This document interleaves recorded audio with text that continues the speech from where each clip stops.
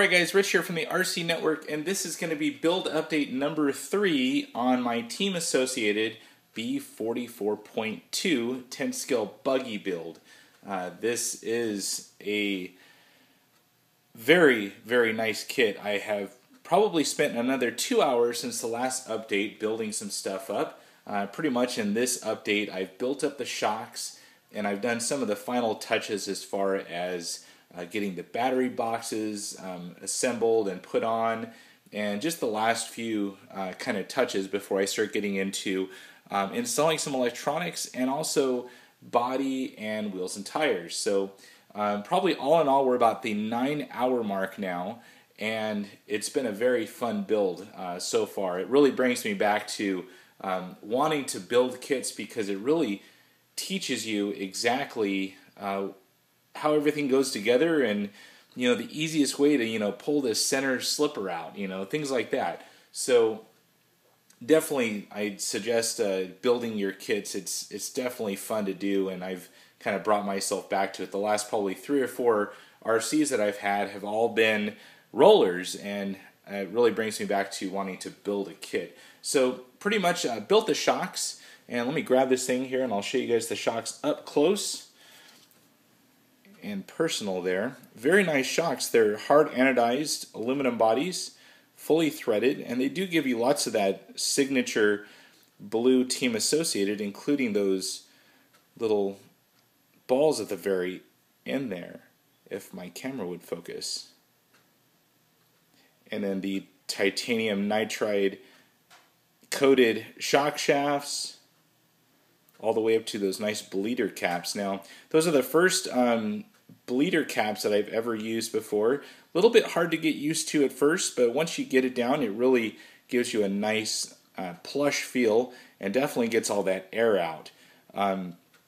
The shocks went together pretty easily. A little bit of a learning curve building Team Associated shocks. I'm pretty used to doing a lot of the TLR and the Team Losi ones, but very nice shocks. 12 millimeters, so they're the larger bore. This is a new added feature for the B44.2. This was included with the kit, so you don't have to go out and spend another $100 to get the better shocks. As far as options on the shocks, they do give you 3 different pistons: 1.5, 1.6, and 1.7. They suggested to run 1.7 in the rear, and if you see there, pretty cool little tip they give you to go ahead and use a Sharpie and mark what size holes they are. So that way when you're pulling it out, when it's coated with oil, you can kind of see what it is. So cool little tip on the manual there. So I think the manual suggested 1.7 in the rear, 1.6 in the front. That's what I went with.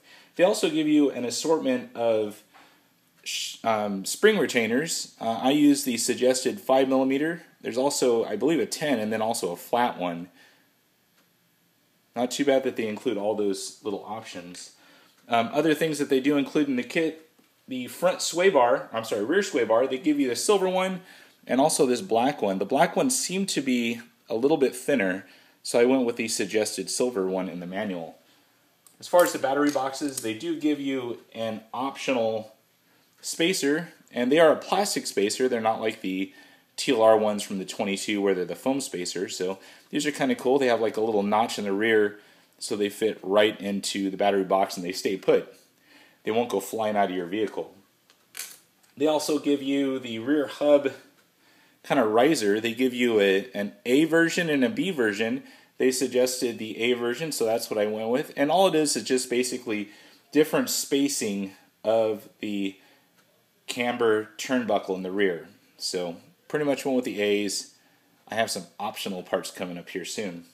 So all in all, the kit went very well. I have some more stuff to be working on today, and I have lots of option parts coming from both Team Associated. Got some Avid stuff and also some Racer's Edge stuff. So be on the lookout for that. There's going to be videos coming up here soon of some I has a box, so that'll be probably tomorrow, if not on Sunday.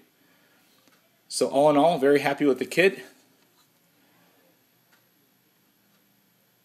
and just a little look-see around. As far as the underside, I am going to do a somewhat custom feature on the underside, and I will do that in a future video here.